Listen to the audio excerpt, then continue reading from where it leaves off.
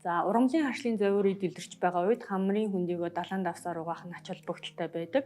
Энэ яагаад ач холбогдолтой гэвэл ургамлын тоосны айлргэнүүд бидний амьсгалын дээд зам буюу хамрын хөндийгөөр хамгийн түрүүнд бидний бие махбод нэвтэрч ордгоо. Тэгэхээр далайн давсаар угааснараа далайн давс нь олон төрлийн эрдэс минералтай учраас хамрын хүндэд хуримтлагдсан бохирдлыг бүрэн цэвэрлэж гадагшлуулах боломжтой. Мөн далайн давс нь хамрын хүндийн хэвийн орчингийн сэргээж өгснөөрөө хамрын хүндийг чийглэг болгох үйлчлэгээ үзүүлдэг.